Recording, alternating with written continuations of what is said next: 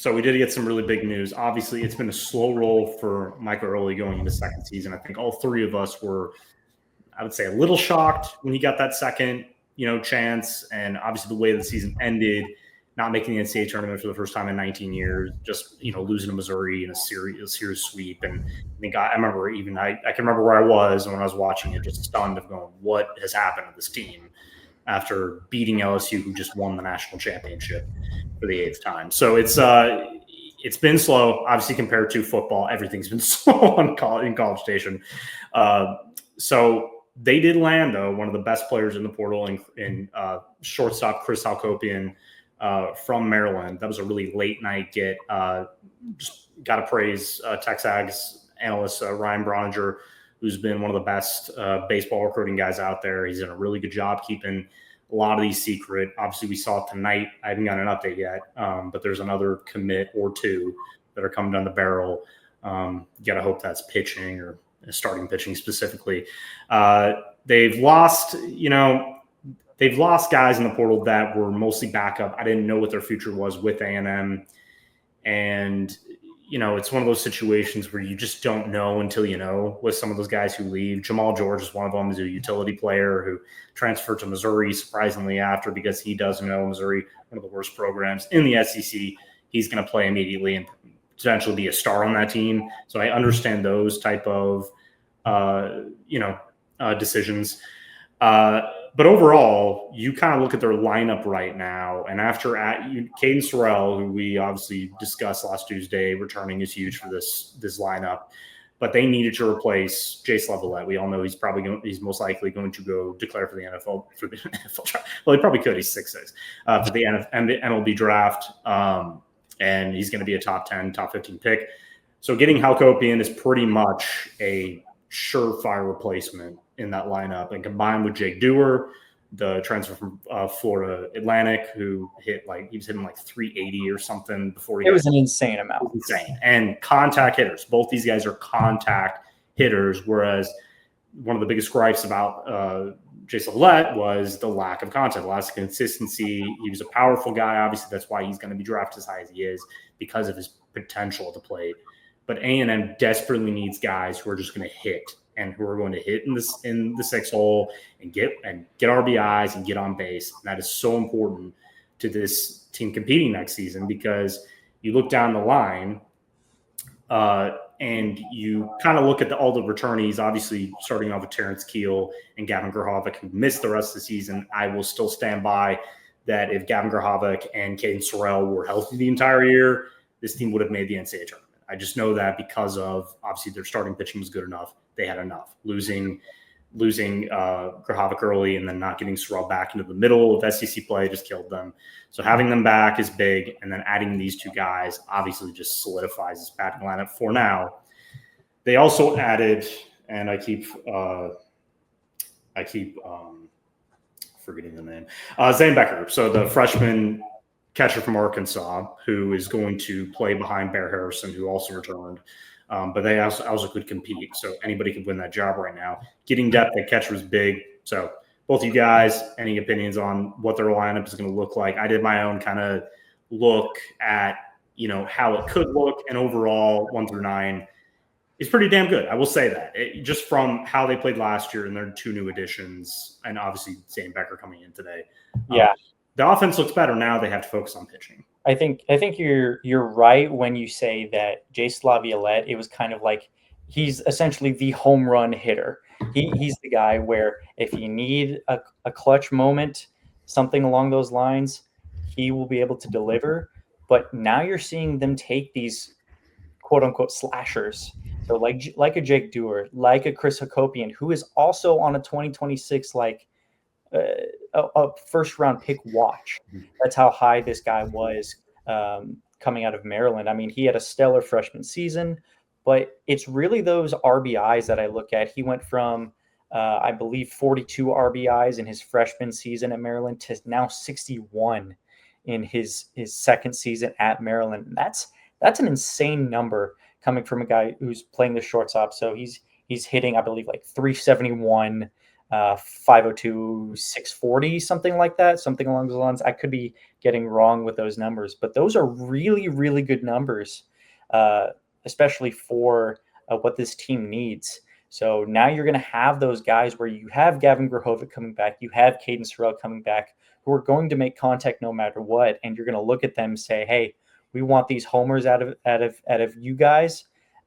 Chris Hakopian, while he only had around 14 homers this season, you're really going to look towards Caden Sorrell and Grahovic to kind of take those big swings, while Hakopian just can give you this really, really high floor. And that's why these MLB scouts are kind of looking at Hakopian so far and saying, this is a guy we're pegging as a guy we could see as a first or second round pick this next year after this season with A&M. And that's the whole reason. I know, Cameron, you pulled an article on him, but he came to A&M because he wants to be the best baseball player he can be. And he believed that Michael Early and this staff could make it happen. Yeah, I would also note, let Landon get in here if he wants to say anything, but Justin Jackson, I believe, was the pitcher. Back in name. Luke Jackson, sorry, not Justin. Justin in my head, I don't know why. Luke Jackson did enter the transfer portal. He's one of the main arms of the bullpen. That was an example. I remember when that happened, I think it was on Sunday. That is the epitome of baseball transfer portal right there. That is what it is. And that is why we always end the show with this, talking about this, because I know Aggie fans, outside of what they get from Broniger, they've been very upset of the lack of movement and the lack of, kind of the leaks and stuff that we all give, especially guys who are just in recruiting, give about recruits and visits and how well they went and stuff like that. Because I remember Carson Bailey, the freshman Baylor pitcher who A&M also landed, I believe last Saturday, or I believe it was on the weekend. He had canceled his visit the previous week, and everybody kind of thought, oh, he canceled the visit. Well, A&M's out. Well, no, that's not what it means. It means that he probably canceled because it didn't work out, and then under wraps, he ends up committing, giving A&M a potential starting arm next year. So it's a great example of, like you said, you get someone as good as Hakopian when you think it's all bad. You think Early's doing a bad job and he's not matching what all the other SC teams are doing in the portal. No, that's a lie. That's not what's happening. He's just not doing it out loud, right? Because baseball transfer portal is completely different than football and basketball even. When, for example, us at Aggies Wire, we do a lot of updates on all this stuff.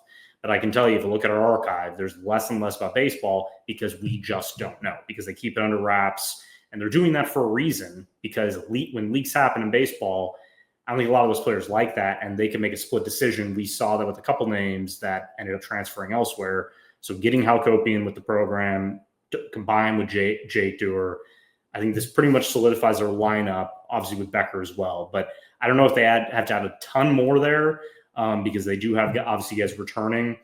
But now they just need to focus on pitching, because if they solidify this pitching, they still don't know if guys like Ryan Prager are going to, and Justin Lampkin are going to return. Obviously, they could go to the MLB as well, but you don't know until you know. So you gotta start preparing for that, because, and Early knows this too, this is the last shot for him, right? If they have a bad season next year, I almost guarantee, and this isn't what I know, I'm just saying Trev Alberts has shown he's going to pull the plug here if it really doesn't work out, and especially if they miss the NCAA tournament next season.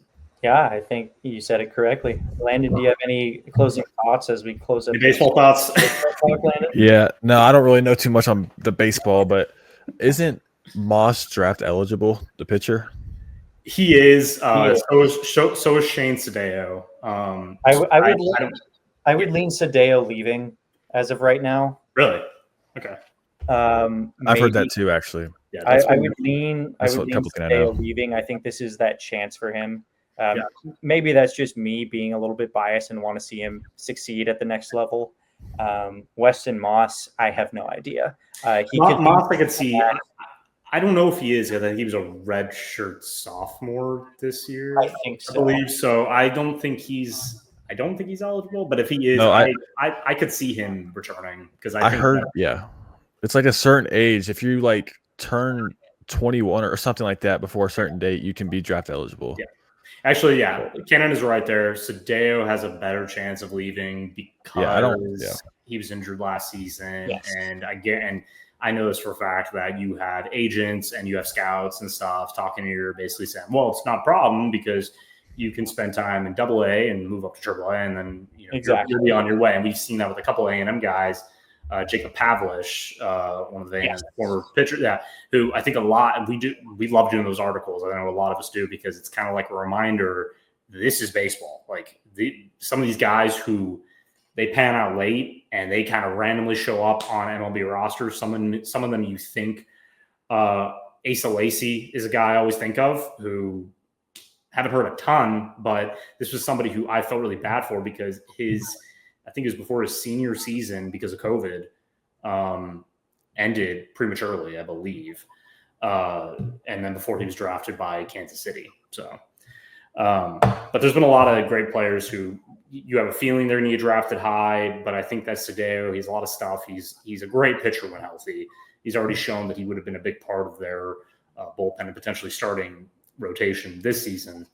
So unless it's extremely beneficial to return, and I would say this from, not a baseball expert. I love baseball, and I play baseball, but at the same time, I'm not a scout, but I would say for Ryan Prager and Justin Lampkin, I think returning would be a good idea for both those guys because I think they could end up raising their draft profile.